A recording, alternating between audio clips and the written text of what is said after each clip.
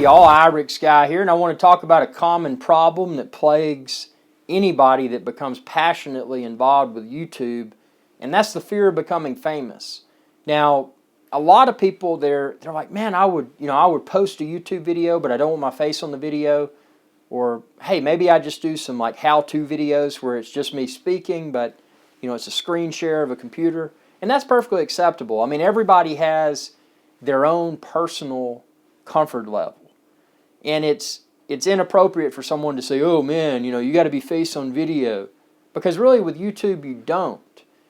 And the people that are face on video tend to be, I got a piece of cat fur. It's probably Sean Connery, the big Maine Coon cat, just blew on my face. And if you haven't seen Sean Connery, check out SeanConnery.com for videos and photos. But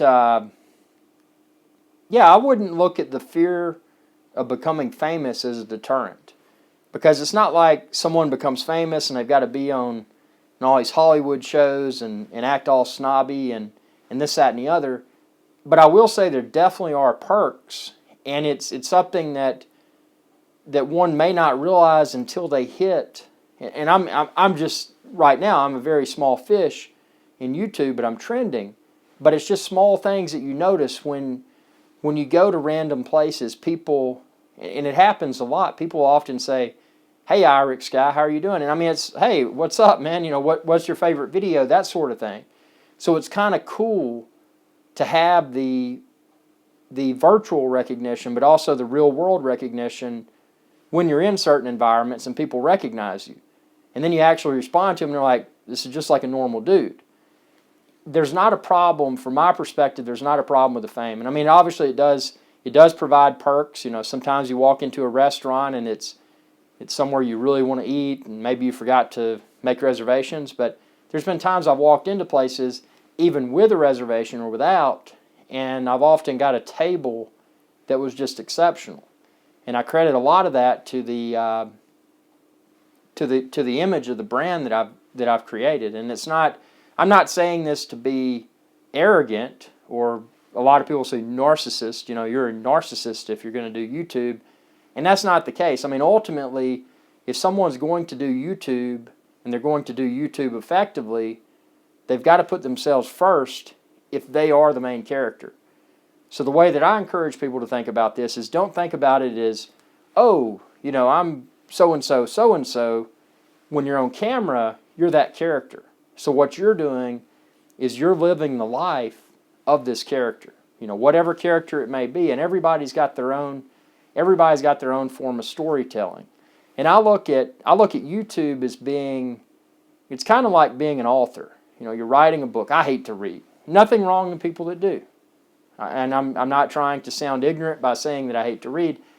I'm saying I hate to read because I just don't want to sit there and exercise my eyes. I would rather exercise my eyes and edit video and deliver hopefully an entertaining story to an audience at an international level by way of video. So it's a different way of delivering the message. So if you look at YouTube from that perspective, you're in essence you're an author, except you're not pen and paper. You're an author in the form of video that entertains people in the form of video, which many people still prefer video over reading a book. Nothing wrong with reading a book. I feel that it makes people very well educated. It helps with proper grammatical skills, and that's something nowadays that's really lacking. And a lot of grammatical errors that people encounter in day-to-day conversations, that's a result of being raised by TV, being raised without reading a book, because there's proper ways to phrase things, and nothing wrong with people that speak slang. I don't care if you speak poor English. I don't care if you speak very proper English. But I'm just using this as an example as to, I mean, there's so many things with YouTube that people don't think about.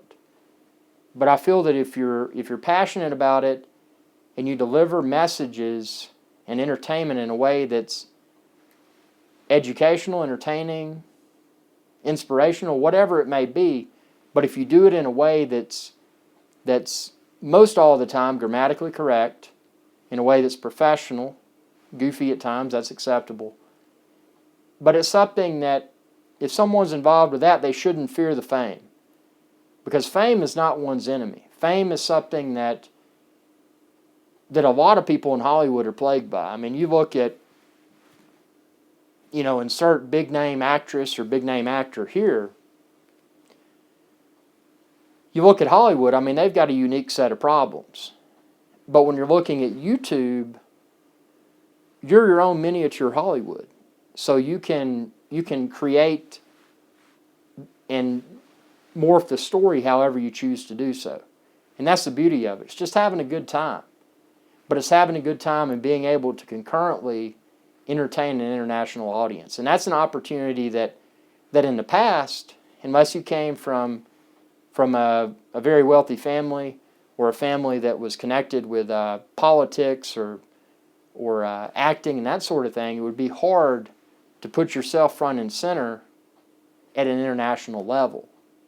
But the beauty of YouTube is that any average Jane or Joe with ambition can go out and make themselves known to the world. And they can do it in any way they feel is fit, whatever makes them feel good. So ultimately, I do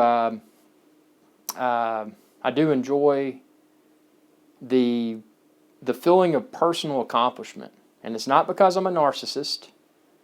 Ultimately, I've got to put my character first, because my character is what enables me to enjoy this entertaining activity after hours every day.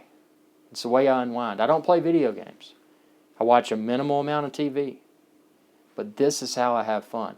And I feel that I'm giving back in a way when I do this, because this is sort of it's a timeline. And you can look at it and you can say, wow, that was something that I started as a hobby, and it was something I still enjoy today. And just to look at the growth of the subscribers, the combined video views, and to know that I created that out of personal passion. I mean, that's not narcissism. I mean, that is saying, hey, had a plan, adhered to it firmly, and executed. So that's what it's all about. So don't fear the fame. If you've got people trying to talk you out of the opportunity, don't fear the fame. Ask yourself, is this something I'm capable of doing? And if it's not, don't try to convince yourself to do something you don't want to do. Historically, I've not been a face on camera kind of guy. But as a result of YouTube, I force myself to overcome those obstacles. And today I'm Irish Guys Adventure Channel with approximately 22 million views and 36,000 subscribers. So it's nothing that big yet, but it is growing, and it's my goal. And I'm hell-bent upon exceeding that goal, 1 billion views and beyond. So thanks for watching, and be sure to subscribe. It's youtube.com/IrixGuy. Y'all have a good day. And if you want to collaborate, shoot me a message. I'm always open for YouTube collaboration opportunities. See you later.